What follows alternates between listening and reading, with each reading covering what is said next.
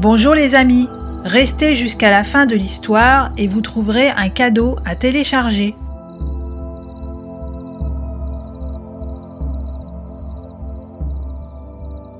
Trois jours au pays des loups. Demain, je pars au pays des loups avec mon papa. Papa connaît très bien les loups. Il passe ses journées à les regarder vivre de près, dans la nature, avec sa tente et tout son matériel. C'est son métier. Depuis le temps que je rêvais de partir avec lui. Cette fois, il est d'accord, et la maîtresse aussi. Elle m'a demandé de préparer un reportage pour la classe. Je connais des enfants qui ont des idées complètement fausses. Ils croient que les loups sont toujours noirs et toujours méchants. Ou alors que les loups n'existent pas, qu'on n'en trouve que dans les histoires pour faire peur. À mon retour, je leur raconterai toute la vérité sur les loups. C'était la fin de l'après-midi, dans le Grand Nord canadien. Grand Loup et Malouve étaient partis depuis le matin chasser le caribou. Vieux Loup les accompagnait. Pendant ce temps-là, Loup Cendré, un jeune adulte, gardait les 4 louveteaux à la tanière. Cela faisait beaucoup de travail pour Loup Cendré. Il fallait jouer avec eux et, surtout, bien les surveiller. Ils avaient d'abord joué à la bagarre, ce qui est un bon exercice pour des loups. Maintenant, ils apprenaient à chasser. Ils venaient d'attraper 2 mulots et une grenouille. Soudain, Loup Cendré flaira une odeur bizarre. Il regroupa aussitôt les 4 petits devant la tanière. « Tenez-vous là sans bouger » leur souffla-t-il. « Je vais voir ce qui se passe. N'ayez pas peur, je ne pars pas longtemps. » Les louveteaux se blottirent les uns contre les autres, pas trop rassurés. Ils suivirent du regard Loup Cendré, qui rampait en s'efforçant de ne pas trop agiter les herbes. Loup Cendré renifla autour de lui. Il reconnut l'odeur. Cela sentait l'homme. L'hiver d'avant, la meute avait rencontré des chasseurs avec leurs chiens. Loup Cendré s'en souvenait. Il avait entendu les coups de fusil et les balles siffler. Il leur avait échappé de justesse. Et c'est ce jour-là que la louve de Vieux Loup avait été tuée. Aujourd'hui, ce n'était pas pareil.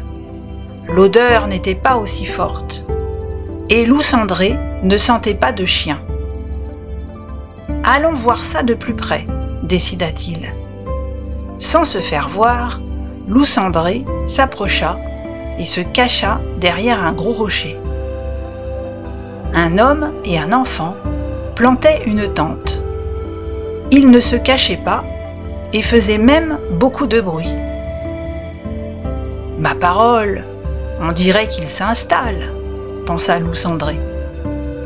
Il réfléchit rapidement. Ce n'étaient pas des chasseurs, mais il fallait quand même faire attention. Vite, il retourna à la tanière. Les louveteaux commençaient à s'agiter.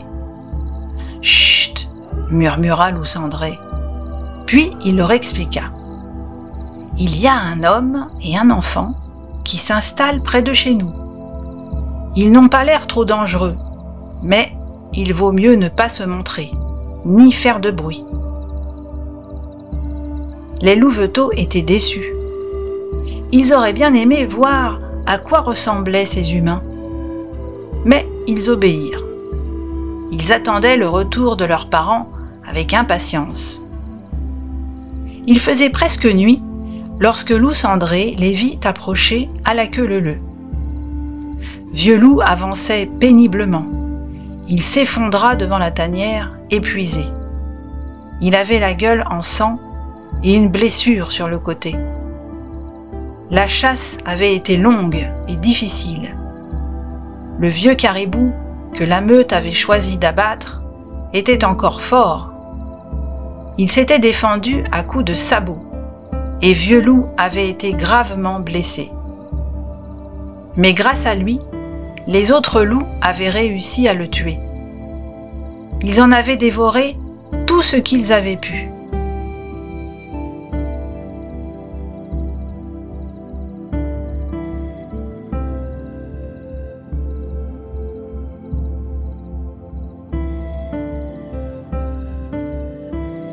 En voyant Loup Cendré et les louveteaux silencieux, Grand Loup comprit qu'il se passait quelque chose d'anormal. Tandis que Malouve recrachait de la viande de caribou pour nourrir les louveteaux pleins d'appétit, Loup Cendré conduisit Grand Loup du côté des deux humains. L'obscurité les rendait invisibles. L'homme et l'enfant étaient assis à côté de leur tente. Un feu rougeoyait faiblement dans la nuit. L'homme rajouta du bois et souffla sur le feu. Des flammes brillantes s'élevèrent. Les deux loups furent surpris par cette clarté. La lumière du feu dansait dans leurs yeux jaunes. L'homme et l'enfant regardèrent dans leur direction en parlant à voix basse.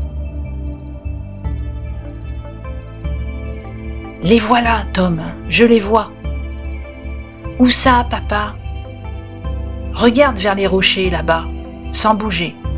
Tu verras leurs yeux. »« Ça y est, je les ai vus. Ils sont deux. Que vont-ils faire ?»« Rien, n'aie pas peur. Ils ne nous connaissent pas. Alors ils nous observent. Ils ont dû comprendre qu'on n'était pas des chasseurs. Et je crois que tu les intéresses. » Moi ? Les loups ne voient jamais de petits garçons. C'est pour ça qu'ils sont si curieux ce soir. D'habitude, je dois attendre des jours et des jours avant de les voir.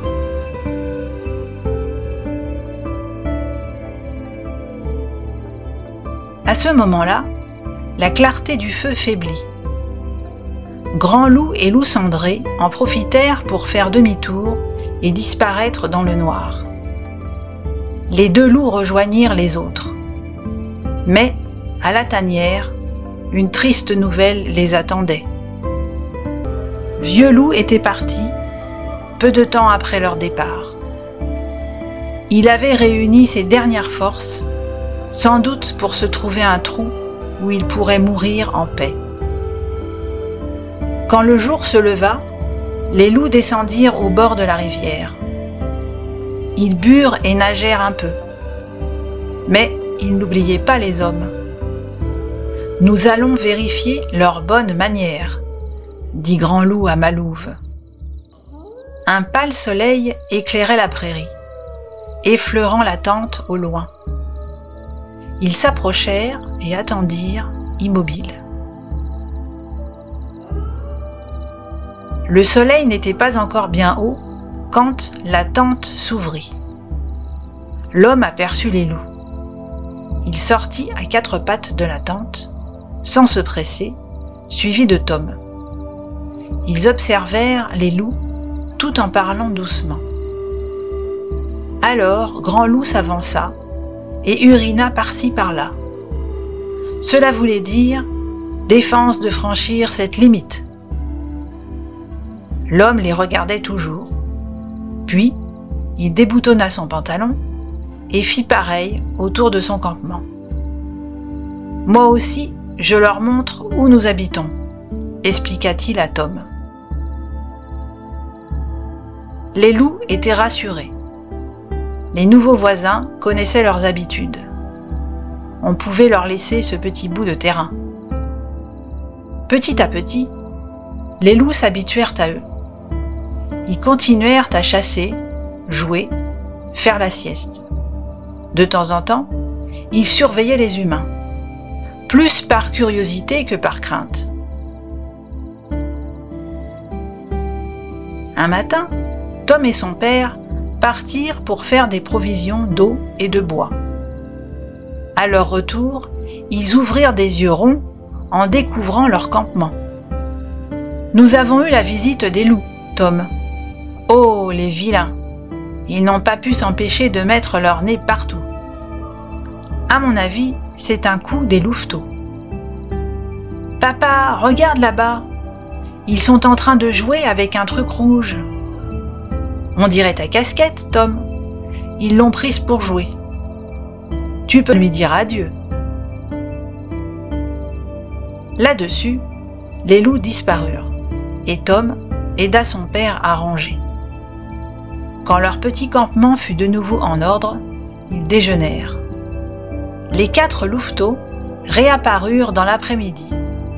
Ils étaient en train de chasser, surveillés de loin par Malouve. On les entendait gronder autour d'un trou.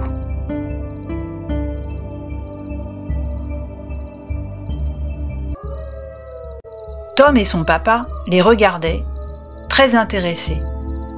Ces louveteaux étaient déjà de bons chasseurs. « Voilà qu'ils viennent vers nous. Baisse-toi, Tom, il ne faut pas leur faire peur. Il y en a un qui porte une bête dans la gueule, papa. Tu vas voir, je parie que c'est pour nous. » Les 4 compères s'arrêtèrent à quelques mètres de la tente, à l'endroit du pipi. Le louveteau laissa tomber par terre un mulot qu'il avait tué. Puis il recula de quelques pas. « Merci beaucoup, » dit l'homme au louveteau, qui déjà repartait. « Tu vois, Tom, ils nous font un beau cadeau. C'est peut-être bien pour se faire pardonner leurs bêtises de ce matin. » Ce soir-là, Tom et son père restèrent éveillés plus tard que d'habitude. C'était leur dernière nuit au pays des loups, et ils voulaient leur dire adieu. Ils avaient allumé un grand feu.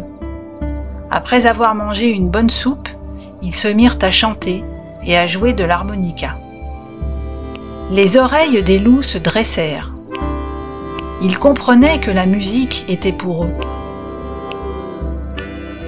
Malouve, la première, répondit aux voix humaines. Puis Grand Loup, puis Loup Cendré.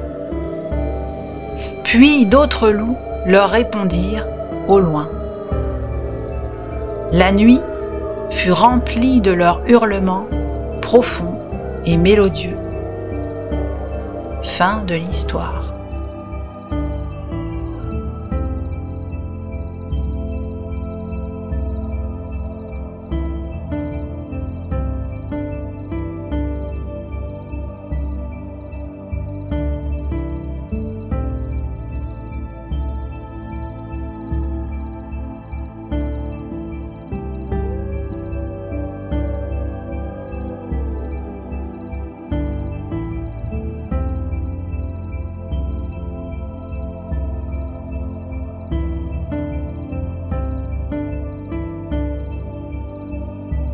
Et pour ne louper aucune histoire, vous pouvez vous abonner à la chaîne, activer la cloche pour être informé des nouveautés et mettre un pouce en l'air.